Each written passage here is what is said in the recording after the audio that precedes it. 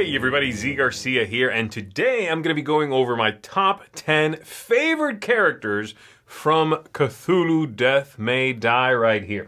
Now this includes characters from the core box, from Season 2 expansion, the Unspeakable box, and even the comic book extras, which was a Kickstarter that they did for a graphic novel, and it came with some characters for the game.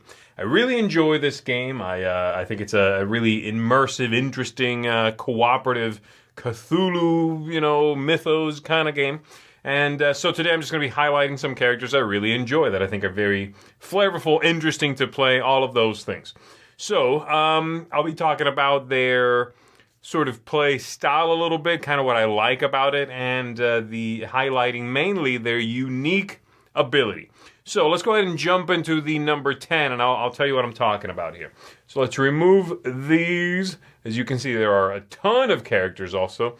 And this here, Mary, is going to be my number 10 pick.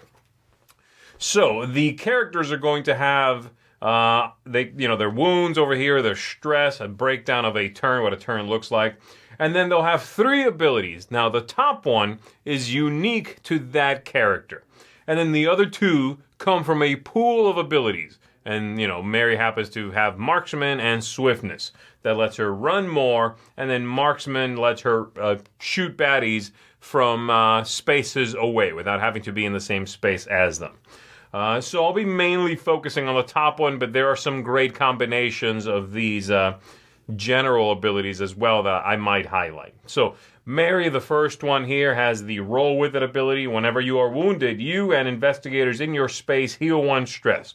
Not bad. You use stress to re-roll normally. Then when you level that up, instead, you heal all stress and investigators in your space heal 1. Now, investigators in your space include you.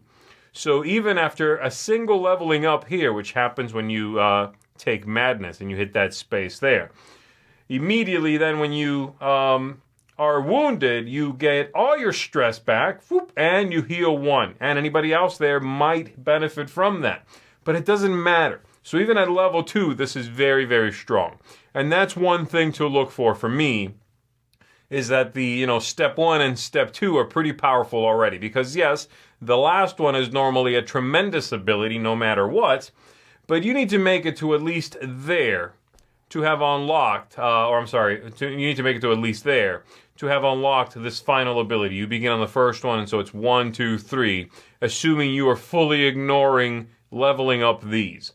So I'm not as worried usually about the last 2 steps when it comes to these special abilities. So Mary's pretty good, being able to bring all your stress back when you take a wound. Unfortunately, it is when you are wounded. So you need to put yourself in harm's way a little bit. And this is a bit of a risky character from that point of view. I tend to not enjoy the risk-taking characters as much as the ones who are a little more safe, a little more sure of what it is they are trying to do. So there you go. My number 10 is this character here, Mary. Going to my number 9, we've got Maxim. This one is from the Unspeakable box. I'll try to remember what they came from. I believe Mary is from Season 2, okay? So Maxim here has Arcane Mastery, probably my favorite of the main abilities, not the specific character abilities. When making any roll, you can count 1 of these Elder Signs as a success, and it gets better from there. And then Brawling lets you roll more dice. Very good combination there. And then Mad Dog says that whenever you lose 1 or more sanity, which is going to happen pretty much all the time, you're going to be running up this track here, you may deal 1 wound to an enemy in your space. Very good. You get to pick away at the baddies. And then level 2, instead, you may deal 1 wound to all enemies in your space. Also very good if you start getting crowded, and it just keeps ballooning from there. You may heal 1 wound when you go to the next one, and then over here you may reduce loss of sanity by 1 from any source. If you can make it up here, that just might keep you alive long enough to do some massive damage to the baddie and win the game. It happens often that you will max out the insanity, clock out basically, and be done. So anything that can slow that down a little bit is a good idea. And in fact, the opposite of that, many characters that give you insanity for some sort of benefit, I also tend to not prefer. I find myself running up the track too quickly with those people. I can't win quickly enough with them. So there you go. That is Maxim. Pretty good stuff. Someone who's going to deal back some nastiness for something they're going to be doing anyway, which is gaining that sanity or insanity. All right, so that's my number 9. Let's go to number 8, Tamara here. And Tamara is from the comic book extras. She's one of the 6 characters, I believe, that come in that set. And she has tokens. She's got these painting tokens. So her ability is, as an arcane painter, whenever you rest, and you have to be alone in a space with no monsters to rest, you can place or move a painting token within one space of you, a room within you, or where you are. And investigators may discard them from their space to prevent a monster or a baddie attacking them. That's very good, and it's a very good multiplayer character. By that I mean more than 2 people playing. There's some characters in here that are going to be fantastic for 2 players or lower player counts. Some are great for more and higher player counts. I think Tamara here is a very good multiplayer character. It's more likely someone will end up with your painting tokens. So there is that. Though I will say I think Tamara is a bit of a slow burn character. This first ability, not fantastic. It's very conditional. Then we go to level 2, and every time she rests, she's going to place 2 of these. Okay, that starts to get a little bit better. Then the third space is very interesting and really it breaks off of the path here that's been laid out by 1 and 2. And this is, you may rest in unsafe spaces. That means if you are with some of the enemies, you can still rest, which you cannot normally do, and heal any combination of sanity and of health and stress. So that's very powerful. And again, the last one, yes, people get extra stuff, but I tend not to worry about that one too much. It's usually quite in late game. You'll have maybe 2 turns in which to really benefit from that a whole lot. Especially if you're, a little more maybe, if you're ignoring the other ones here. So stealth is another one that I don't think you've seen yet, and stealth allows you to sneak past the bad guys, which again is a little bit at odds with the you may rest in unsafe spaces. If you can stealth past people, you normally will be in a safe space anyway. And then it goes up from there, giving you more ways to sneak. So there you go.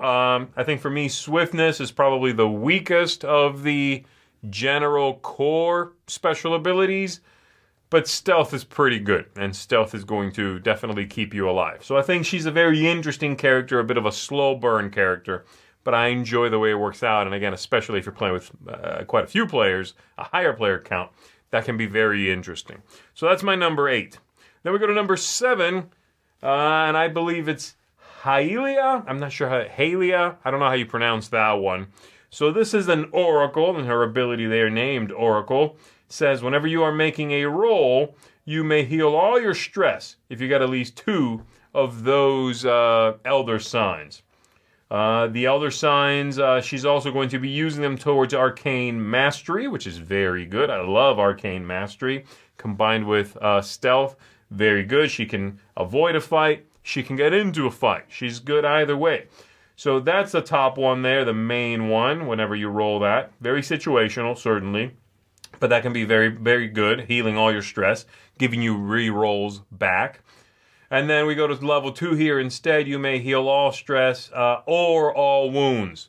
Very flexible, incredibly strong, allowing you to ideally not have to spend an action taking a rest on either one of these, really, but especially the second one, is basically an action gained. If you can just do that by hopefully rolling it, then you are, saving yourself an action you can put towards basically anything else.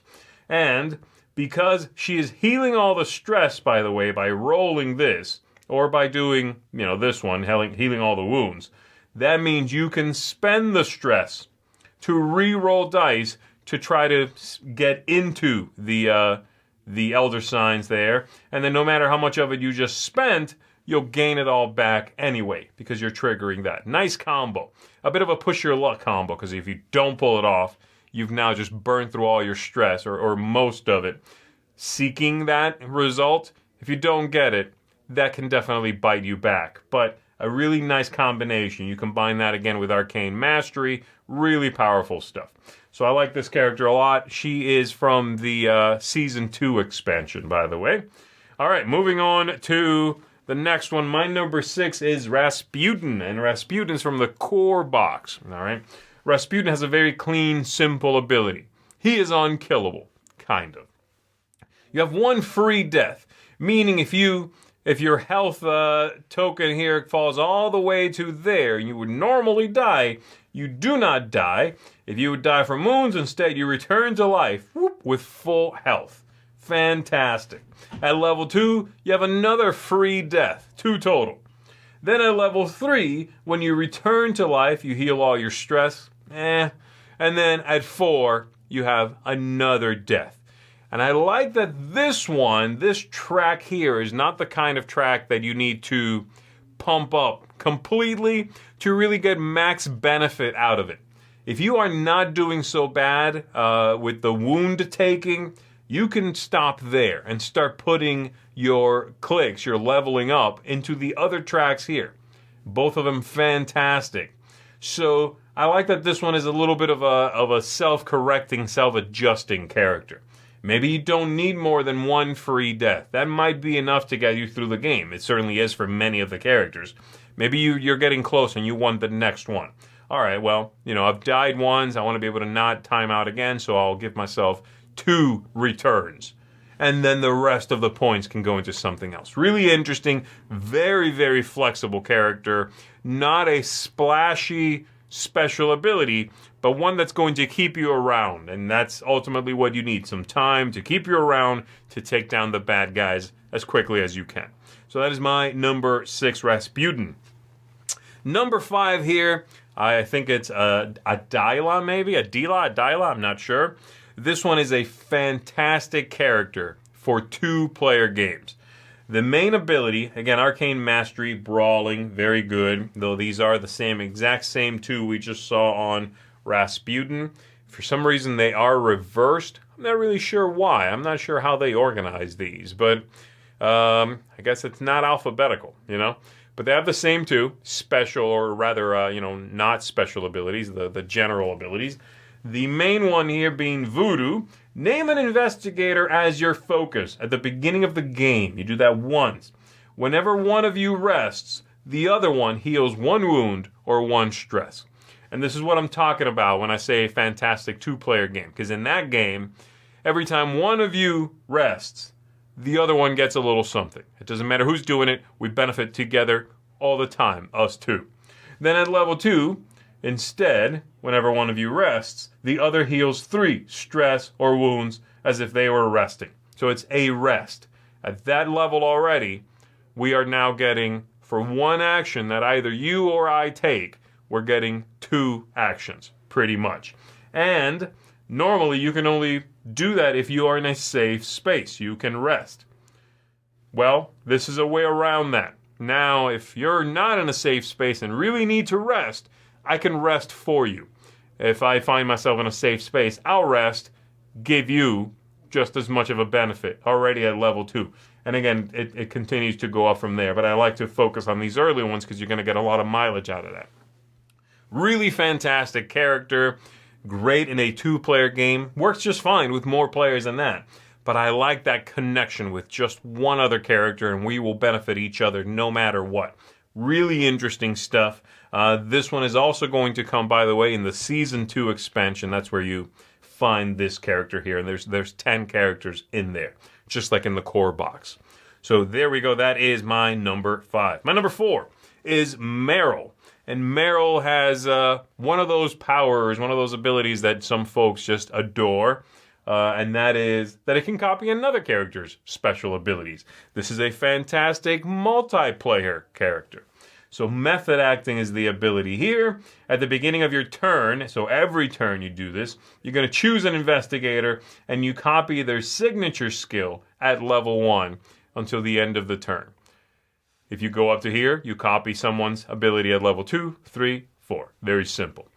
But, of course, with a single other player, well, you have their ability. That's it. If you're playing with 4 people, though, you can have any one of theirs every round. Even if you are past their ability, you'll still copy whatever their third ability says. And I think that is fantastic because she is so adaptable. She can be whatever she needs to be. She can copy someone else. Oh, you're a heavy hitter and we have a lot of baddies on the board. I'm copying the heavy hitter's ability. Oh, we need to heal. Well, there's a nurse in play. I'm going to copy the nurse's ability. I think that is very interesting, very versatile, and if you enjoy that kind of, copying other players, leeching off of someone else for the very thing you need right now, then Meryl is the one for you. Really interesting stuff. So that is my number 4, and this one comes in the Unspeakable Box expansion or catch-all box that came from the Kickstarter. All right, top 3, we are going into Ahmed here. And Ahmed is from the core box. He is basically, for me, a better version of Mary, my number 10. So the ability here being, at the end of your turn, you may heal 1 stress or wound on an investigator in your space, which of course may be yourself. So Mary had to be hurt in order to benefit. Ahmed here does not. So you can try as best as you can to avoid taking hits and just slowly regain it. He is a little slower. It does take a little bit longer, at least at that first level. But it doesn't have the prerequisite of having to be wounded to benefit. And then at level 2, heal 2 in any combination of stress and wounds. And then up here, instead, heal 2 of each. And again, this is every turn. So this character is going to be able to ideally stick around, which is also why he is higher up than Rasputin for me, because Rasputin really just needs to die to get it all back. This character can not only split it between these two, maybe get both, but he can do it actively, not just passively. He doesn't have to wait to die to come back. He will continue to keep himself alive by ticking this up. So I really enjoy it. Very interesting character, and spoiler alert, this is my favorite one from the core box. So the 2 that are left, number 2 and number 1, are not from the core box. So here we go. Into number 2, we have Richard here. And Richard is going to be from the Unspeakable box, I believe, or maybe season 2. I'm not quite sure on that one. This one is Majesty's Secret Service, and he has so he gains 1 of the green dice, which never have the insanity on them, by the way, when attacking a target in your space. Now, you normally unlock these anyway. You're going to get 1 here, and you're going to get another 1 there, and you get some more up here. You get extra dice as you go more and more insane. But he begins with 1 already. Doesn't seem like a big deal, but starting basically as though you were there and getting that bonus already can certainly be a big deal. You have swiftness, you have some toughness there for the free re-rolls, both solid abilities. And then over here we go up, and at level 2, you may attack a target 1 space away. If you do, you gain 2.